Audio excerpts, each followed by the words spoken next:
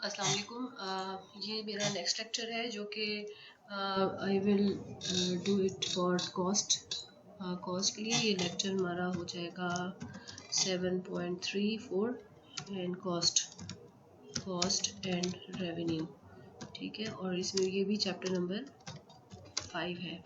ठीक है, और इसमें हम करेंगे कॉस्ट एंड रेवेन्यू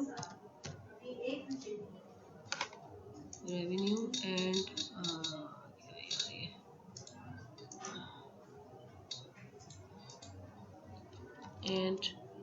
प्रॉफिट। ठीक है जी, ये हमारा आज का टॉपिक है। चैप्टर वही है आपका, चैप्टर नंबर 5 है, चैप्टर 5 ही है आपका। ठीक है, और लेट्स से कि हम इसको करते हैं तो इसमें जब कॉस्ट स्ट्रक्चर हम पढ़ेंगे तो अब क्या क्या पढ़ेंगे। कॉस्ट के अंदर हम टोटल कॉस्ट क्या होती है, एवरेज कॉस्ट क्या होती है, मार्जिनल कॉस्ट क्या होती है, फिक्स्ड कॉस्ट क्या होती है, वेरिएबल कॉस्ट क्या होती है। Total cost average total cost भी आएगा, एवरेज फिक्स कॉस्ट भी आएगा, average marginal cost, average variable cost भी आएगा। ठीक है, और ये सारी टोटल कॉस्ट, एवरेज कॉस्ट जो है बेसिकली ये तीनों एवरेजेस हैं। तो ये हर एक के अलग अलग एवरेजेस को यहाँ से काट देते हैं। तो बेसिकली कॉन्सेप्ट क्या है, total cost, average, all average cost and marginal cost. ठीक है, तो ये हमारा कॉस्ट स्ट्रक्चर है जो कि हम डिस्कस करेंगे। अब पहले हमने प्रोडक्शन थ्योरी को डिस्कस किया। इस स्ट्रक्चर को डिस्कस करने के लिए मैं ओपन कर रही हूँ आपकी बुक। ये है आपका कॉस्ट का function, cost revenue profit maximisation, और इसके अंदर जो टॉपिक्स है वो हम we will be doing it. तो पहले मैं एक्सप्लेन कर देती हूँ कि what are these concept and then will go with the data and will see के how we can do it. तो टोटल कॉस्ट क्या होती है, look you have the production function, you say that you is a function of labour and capital, जिसमें capital जो है ना short, there are two type of production function. एक को शॉर्ट रन प्रोडक्शन फंक्शन कहते हैं और एक को हम लॉन्ग रन प्रोडक्शन फंक्शन कहते हैं। ठीक है, शॉर्ट रन जो होती है उसमें लेबर जो है वो वेरिएबल होती है और कैपिटल जो होती है वो फिक्स्ड होती है। कैपिटल फिक्स्ड होती है। कैपिटल क्या होता है, machinery, building and all. Labour क्या होता है, जो लोग काम कर रहे हैं। यहाँ पे लेबर और कैपिटल दोनों वेरिएबल होती है, तो ये लॉन्ग रन हो जाता है। ठीक है, तो अब जो कॉस्ट से होती हैं, बिल्कुल जैसे long run cost and production function होते हैं, इसी तरह से लॉन्ग रन कॉस्ट होती है और शॉर्ट रन कॉस्ट होती है। ठीक है, लॉन्ग रन कॉस्ट जो है, जो लॉन्ग रन के अंदर प्रोडक्शन हो रही है उसकी कॉस्ट है, और जो शॉर्ट रन का मतलब है जिसमें हो रही है। अब जितनी भी जो भी कोई कॉस्ट है वो होती किससे है भाई, कॉस्ट किस चीज की होती है, कॉस्ट उन इनपुट्स की होती है जो कि आप प्रोडक्शन में यूज करते हैं। वो इनपुट्स कौन से हैं, वो लेबर है या कैपिटल है, क्योंकि आप बाकियों को तो आप फिक्स कंसिडर करते हुए उसको कंसिडर नहीं कर रहे। तो लेबर जो है वो वेरिएबल इनपुट है। ठीक है जी, वेरिएबल है, वेरिएबल इनपुट है, और ये फिक्स्ड इनपुट है। तो इसकी कॉस्ट को हम कहते हैं वेरिएबल कॉस्ट और इसकी हमको कॉस्ट कहते हैं फिक्स कॉस्ट। ठीक है, अब ये कॉस्ट होती क्या है, लेबर को हम क्या पे करते हैं, शुरू में हमने पढ़ा था payment to the factor production. Labour को हम वेजेस पे करते हैं, कैपिटल को हम क्या पे करते हैं, कैपिटल को हम इंटरेस्ट रेट पे करते हैं। तो हम लेबर को रिप्रेजेंट करते हैं एल के साथ और कैपिटल को रिप्रेजेंट करते हैं के साथ। तो टोटल कॉस्ट ऑफ लेबर क्या होगी, amount of labour hired multiplied with the wage paid. So W L जो है वो total payment to the labour है और आर के जो है टोटल पेमेंट टू कैपिटल है। अगर मैं इन दोनों को जमा कर दूं तो ये टोटल कॉस्ट आ गई। ठीक है, और ये टोटल कॉस्ट किस किस में हो रही है, ये वेरिएबल कॉस्ट हो गई और ये फिक्स कॉस्ट हो गई। ठीक है जी, अब आपको पता है कि जो टोटल कॉस्ट होती है, जो भी कॉस्ट ऑफ प्रोडक्शन होती है, जो कॉस्ट होती है वो किस पे डिपेंड करती है, वो फंक्शन होती है प्रोडक्शन का, कि भाई जितनी ज्यादा आप प्रोडक्शन बढ़ाओगे कॉस्ट उस हिसाब से बढ़ेगी। तो इसका मतलब है कि अगर अगर क्यू जो है वो इंक्रीज कर रहा है तो कॉस्ट भी इंक्रीज करेगी। तो किस तरह का रिलेशनशिप है जो ये होगा, क्या एवर इंक्रीजिंग होगी, डिक्रीजिंग होगी, या क्या होगी। तो कॉस्ट का क्या बिहेवियर होता है, प्रोडक्शन का क्या बिहेवियर होता है। जैसे आपको याद होगा कि मैंने बताया था यहाँ पे लेबर है और यहाँ पर आउटपुट है। तो प्रोडक्शन पहले इंक्रीज करती है ऐसे ड्रास्टिकली, फिर स्लोली, फिर मैक्सिमम पे जाके फिर डिक्रीज रहती है। कॉस्ट बिल्कुल इसके ऑपोजिट रिएक्ट करती है, क्योंकि कॉस्ट है फंक्शन है क्यू का, तो क्यू को मैं एक्स एक्सिस पे लूंगी और कॉस्ट को मैं वाई एक्सिस पे लूंगी। कॉस्ट ऐसे बिहेव करती है कि एक होती है फिक्स कॉस्ट जो कि फिक्स रहती है, वो चेंज नहीं होती प्रोडक्शन के चेंज होने से। जैसे कि आपने एक बिल्डिंग बना दी, चाहे आप उस पर प्रोडक्शन कर रहे हो नहीं कर रहे हो, फैक्ट्री बना ली तो उसकी कॉस्ट देनी है। The cost of that factory is the fix cost, so वो constant, it does not change. अगर आप प्रोडक्शन 0 करोगे तब भी इतनी, 1 2 जितने यूनिट्स भी करोगे वो कॉस्ट चेंज नहीं होती। तो ये जनरली कैपिटल की कॉस्ट होती है जो कि शॉर्ट रन के अंदर कांस्टेंट होती है। और वेरिएबल कॉस्ट क्या होती है कि जब जीरो प्रोडक्शन है तो कोई labour, variable cost is a cost of labour. तो वेरिएबल कॉस्ट क्या है कि जब जीरो लेबर हायर किया तो आपने कोई प्रोडक्शन नहीं की तो आपने जीरो कॉस्ट आई। जैसे जैसे आप प्रोडक्शन इंक्रीज करोगे कॉस्ट बढ़ना शुरू हो जाएगी, ठीक है, बढ़ेगी। लेकिन आपको पता है कि the cost does not increase with incremental like steep नहीं होती, यानी कि increase in cost is not very sharp. जैसे जैसे if you know the concept of के स्केल ऑफ प्रोडक्शन जो है इट मैटर्स अ लॉट। अगर आप किसी चीज को स्मॉल स्केल के ऊपर बना रहे हो तो वो एक्सपेंसिव होती है, और अगर इसी चीज को अगर आप बड़ी फैक्ट्री में बड़ा प्लांट लगा के उस पर बनाते हो तो कॉस्ट ऑफ प्रोडक्शन डिक्रीज होती है। बिल्कुल जैसे जैसे हम प्रोडक्शन बढ़ा रहे हैं तो बेसिकली यूं समझ लें कि हम स्केल ऑफ प्रोडक्शन को भी बढ़ा रहे हैं, तो कॉस्ट इंक्रीज होती है लेकिन वो उसकी जो इंक्रीमेंटल पोजीशन है वो कम से कम होती जाती है। तो उसका बिहेवियर कुछ ऐसे होता है, the behaviour of the cost is totally drastically change with the behaviour of production. Production जो है वो इंक्रीज करती है with increasing rate, cost increase करती है विद डिक्रीजिंग रेट। जब production increasing with decreasing rate होती है, कॉस्ट जो है वो इंक्रीज करती है इंक्रीजिंग रेट के साथ, और फिर ये एवर इंक्रीजिंग है। ये देखें, increasing with increasing rate, increasing with decreasing rate, increasing with decreasing rate, increasing with increasing rate, maximum somehow यहाँ पे मिनिमम आता है, एवर डिक्रीजिंग एवर इंक्रीजिंग। तो ये बिल्कुल ऑपोजिट होता है। अब ये जो बिहेवियर है इसको हम डाटा की मदद से भी देख सकते हैं और हम इसको कैलकुलेट भी कर सकते हैं। तो मैं नेक्स्ट क्या करूंगी, मैं जो है डाटा लेके आऊंगी। तो let me recall what we have done so far. We talked about total cost, it is equals to fix variable cost plus fix cost.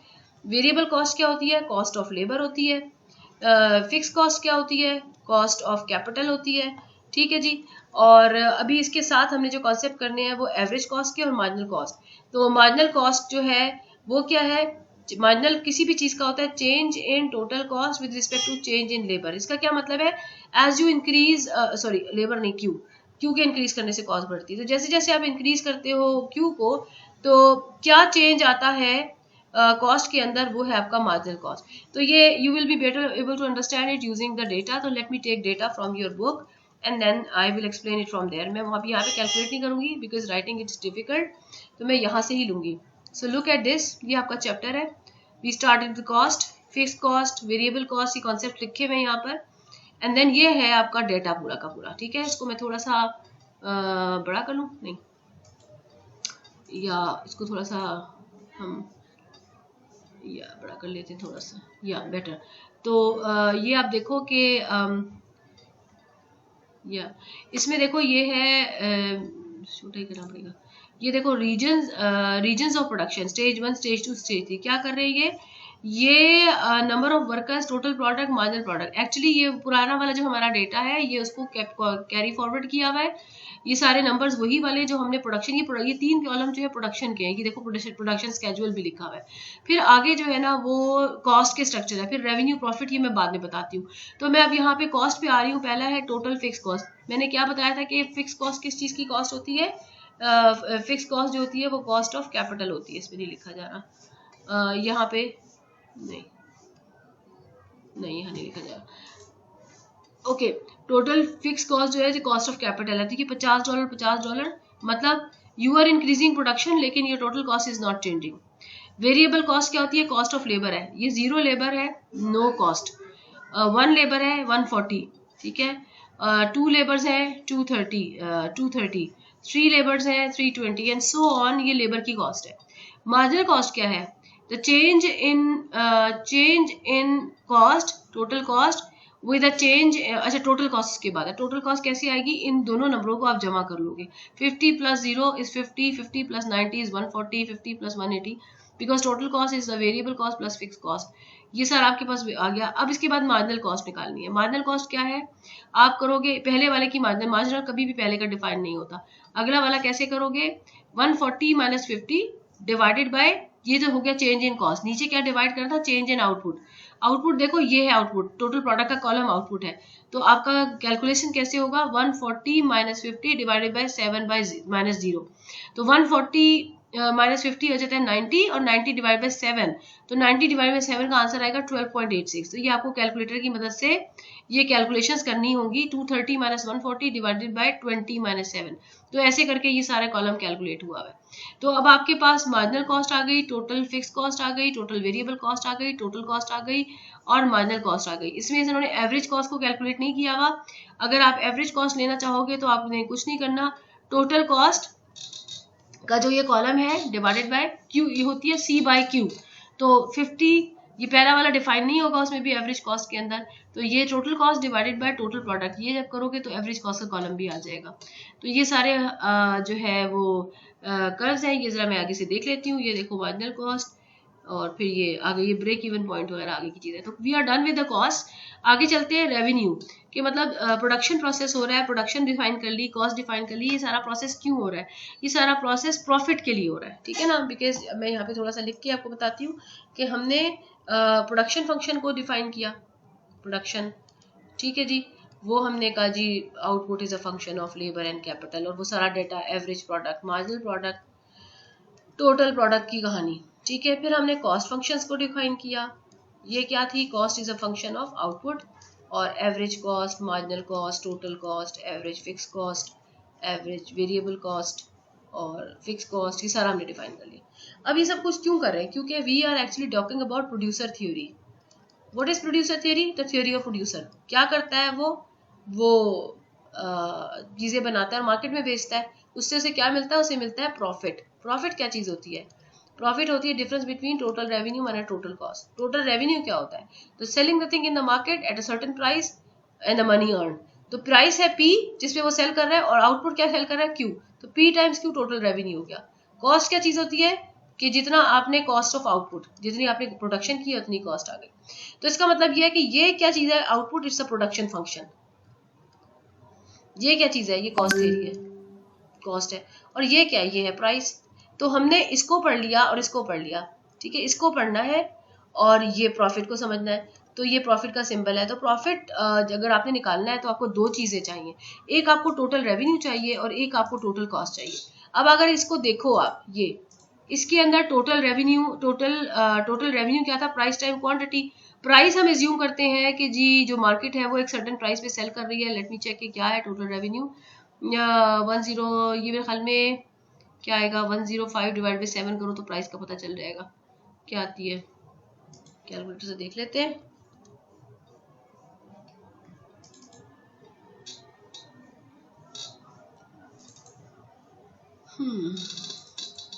क्यों नहीं खुल रहा?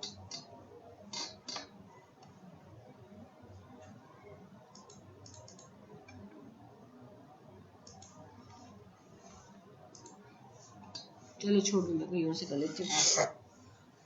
तो एक सर्टेन प्राइस है, यहाँ पे लिखी होगी, देख लेती हूँ। Fix cost, marginal cost, break even cost of business,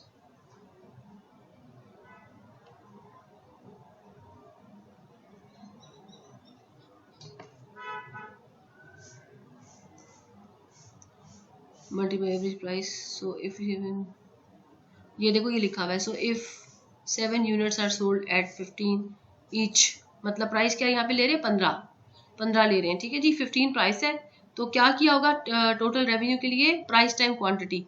price क्या है? 15 है और क्वांटिटी कौन सी है? जो प्रोडक्शन हो रही है, टोटल प्रोडक्ट, ये। तो इस पूरे कॉलम को 15 से मल्टीप्लाई करते जाओ, टोटल रेवेन्यू आ जाएगा, ठीक है। और मार्जिनल रेवेन्यू मैंने आपको बताया था वो क्या होता है? मार्जिनल रेवेन्यू होता है जी, मार्जिनल रेवेन्यू क्या होता है? मार्जिनल रेवेन्यू होता है, हर मार्जिनल का मतलब है change in total revenue divided by change in output. मतलब एक यूनिट को मार्केट में सेल करने से टोटल रेवेन्यू में कितना फर्क आएगा। जबकि टोटल रेवेन्यू किस तरह निकालना है? 15 मल्टीप्लाइड बाय क्यू से, ठीक है, ये आपने निकालना है। तो जब हम इसको देखते हैं तो हमारे पास ये मार्जिनल रेवेन्यू का कॉलम इसी तरह से आया हुआ है। ये देखें 105 माइनस 0 डिवाइडेड बाय, ये मार्जिनल रेवेन्यू वैसे भी प्राइस के बराबर ही आता रहेगा, आ जाता है, ये 15 आ रहा है।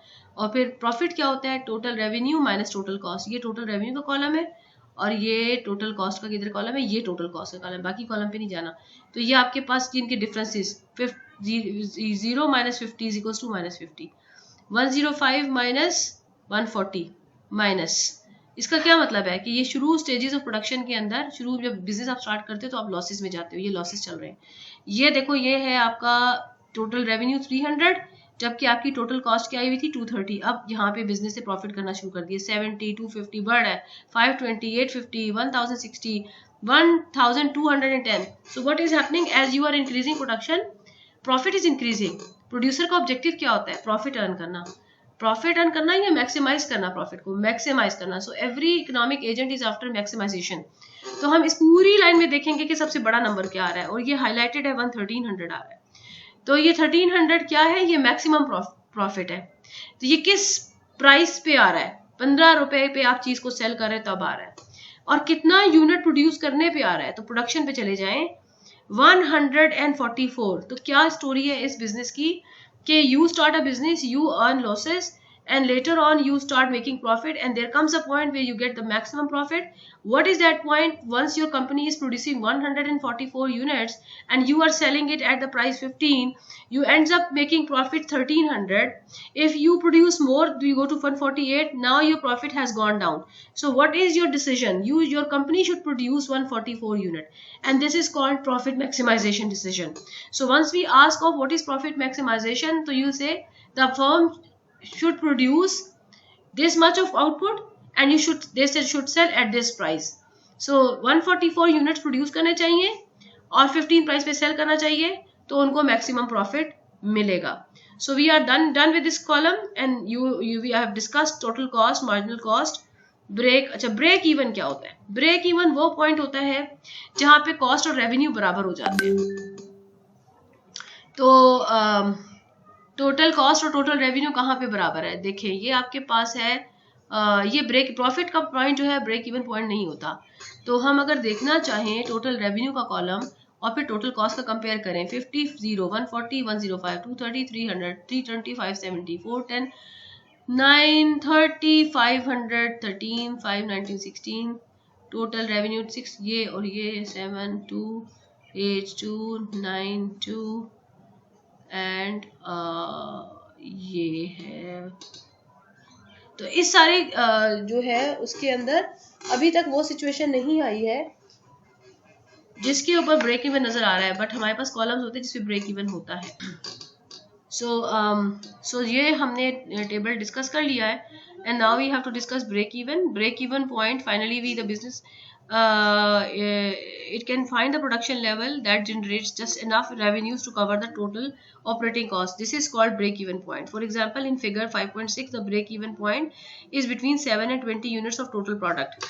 Between 7 and 20 units of, ये लिखा हुआ है, ये टोटल प्रोडक्ट का 7 है, ये 20 है, ठीक है. और यहाँ पर आपकी जो टोटल कॉस्ट है ना, वो जो है टोटल कॉस्ट है जो आपकी वो है 140 और 230 इन दोनों के दरमियान, और आपका टोटल रेवेन्यू जो है ना वो है 105 और 300. तो बेसिकली वो ये शुरू में जब आप बिजनेस में जाते हैं ना, कैसे नहीं पता निकाला ब्रेक इवन पॉइंट. जब भी आप बिजनेस स्टार्ट करते हैं तो आप लॉसेस में जाते हो, यानी आपकी कॉस्ट जो है वो रेवेन्यू से ग्रेटर होती है. फिर जो है एक पॉइंट आता है जहाँ कॉस्ट और रेवेन्यू बराबर हो जाता है, उसको कहते हैं break even point.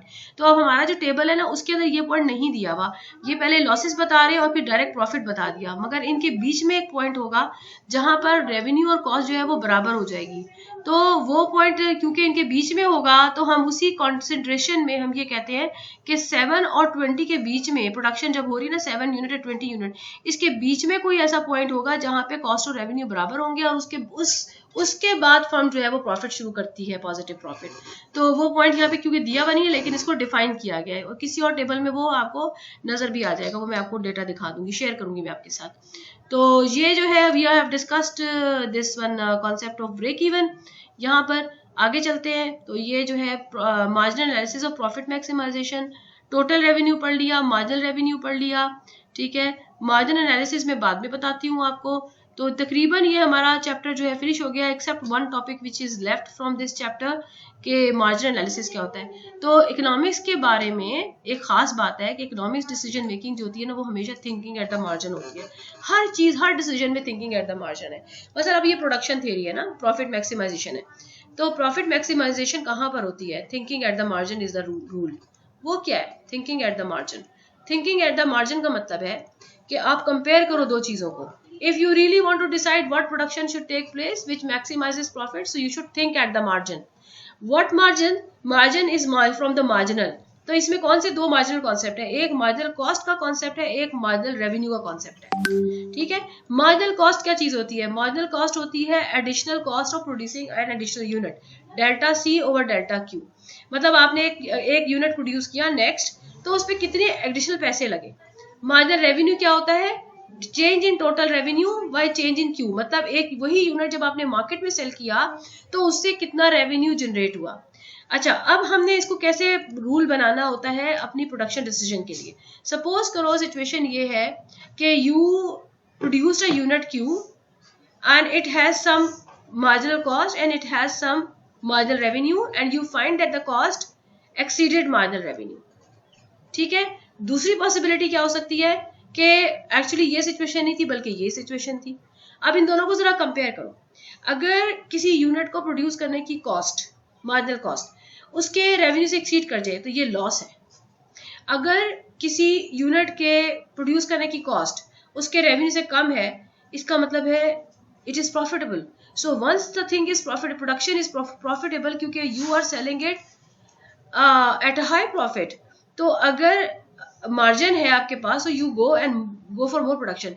You can't stop here because every next unit will give you some additional benefit. So you are a maximizer. If you stop here at a situation, you actually are not maximizing profit. You are earning profit but you are not maximizing it. ये क्या represent कर रहा है? ये loss decision को. It's a decision which you are taking to the loss. One unit which you produce having more cost than revenue, you should not produce that unit. You should not stop your production. You should not go for this level.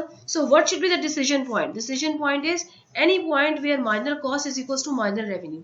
What does it mean? It means that this particular unit, once you produced, you had certain cost of it, and once you sold in the market, you get some marginal revenue out of it, and the cost you had for producing it is equals to the revenue you are earning from it. So this is decision making. यहाँ पे decision होगी. Decision making कहाँ पे होगी? आपको ये उतने unit produce करने चाहिए जिसपे मार्जिनल रेवेन्यू और मार्जिनल कॉस्ट बराबर हो जाए. ठीक है. Marginal revenue, you should go for the production level at which marginal revenue should equals to marginal cost. अब जरा हम अपने टेबल में चेक करते हैं कि क्या हमारे पास ऐसी कोई सिचुएशन है जिसमें ऐसा कुछ होता है. रिमेंबर मार्जिनल रेवेन्यू क्या था? 15 और मार्जिनल कॉस्ट क्या है? मार्जिनल कॉस्ट यहाँ पे लिखी हुई है, ये देखो. ओह, ये रहा मार्जिनल कॉस्ट, ये देखो 15. ओके.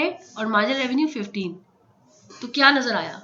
नजर ही आया कि अगर आप ऐसा आउटपुट लेवल प्रोड्यूस करोगे जिसपे मार्जिनल कॉस्ट और मार्जिनल रेवेन्यू बराबर हो जाएगी, तो वो कौन सा प्रोडक्शन लेवल है? यहाँ से देख लेते हैं. वो 144 यूनिट्स है. तो रिजल्ट क्या होगा? प्रॉफिट आपको जो मिलेगा वो मैक्सिमम मिलेगा. Look, you are not stopping here. You are not stopping here. Even it is 1300. Maximum profit, यानी अगर आप यहाँ पर करते, स्टॉप करते, तो मार्जिनल कॉस्ट है 10 और मार्जिनल रेवेन्यू 15.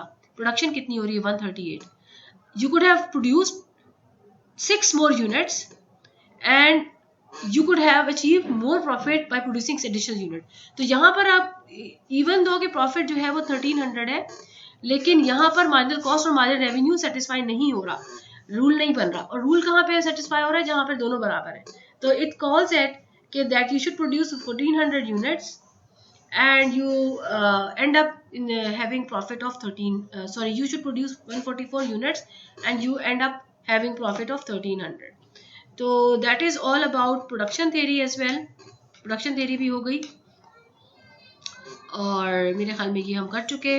इसको जरा सा रिव्यू कर लें. ये देखिए, ये टोटल प्रोडक्शन का फंक्शन है. ये थोड़ा सा आपके लिए उन्होंने हेल्प के लिए. फिर कॉस्ट में बताया हुआ है, fix cost, variable cost, marginal cost क्या है, रेवेन्यू बताया कि एमआर क्या होता है, टीआर क्या होता है, और फिर ये रूल बताया कि एमआर एमसी बराबर हो तो प्रॉफिट मैक्सिमाइजेशन होती है. असेसमेंट एंड एक्टिविटीज भी देख लें. तो ये सप्लाई से रिलेटेड क्वेश्चंस हैं. उसके बाद ये थोड़ा सा क्रिटिकल थिंकिंग है और ये थोड़ा है, ये सारी चीज़ें हैं. और यू आर डन, जो है आप you are done with everything except pricing decision making, जो कि मैं आपको नेक्स्ट लेक्चर दूंगी इसके ऊपर. प्राइसिंग डिसीजन, ये सरप्लस एंड शॉर्टेज की स्टोरी है, तो ये मैं अलग से एक लेक्चर दे दूंगी आपको. माइक्रो का वो लास्ट लेक्चर होगा और उसके बाद फिर हम मूव कर जाएंगे ये वाली अपना ये जो है आगे आपके चैप्टर्स जो आ रहे हैं, ये वाला नहीं करना, प्रॉफिट मैक्सिमाइजेशन, ये कॉन्सेप्ट प्रॉफिट कंपटीशन, ये वाला हम टच करेंगे। यस, ये करेंगे। मोनोपली, प्रॉफिट में डिस्कस करेंगे, छोटी छोटी डिस्कशंस हैं, ये भी रहता है अभी, ठीक है, ये भी रहता है। उसके बाद क्या है, रोल ऑफ गवर्नमेंट, ये सब नहीं आएगा, सेक्शन 3 नहीं आएगा, ये नहीं आएगा, कुछ भी नहीं आएगा इसमें से, रोल ऑफ गवर्नमेंट कुछ भी नहीं है। और फिर लास्ट में हम कहाँ जाएंगे, हमारा शुरू हो जाएगा फेडरल स्टेट, भी नहीं, ये भी नहीं, ये भी नहीं, इकोनॉमिक गवर्नमेंट स्पेंडिंग, ये भी नहीं, ये पब्लिक सेक्टर आ रहा है पूरा, नो वे, सब पब्लिक सेक्टर है। हम मैक्रो इकोनॉमिक्स पे आएंगे, पब्लिक सेक्टर नहीं पढ़ेंगे।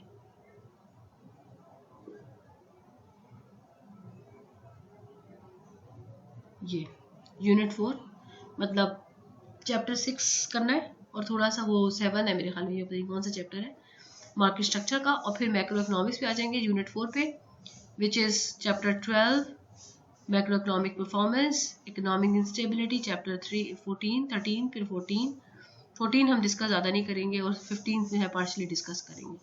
तो इसमें से भी 3 चैप्टर जो है आप डिस्कस करोगे, तो ये आपका मैक्रो इकोनॉमिक्स का पोर्शन जो है ये भी कवर हो जाएगा।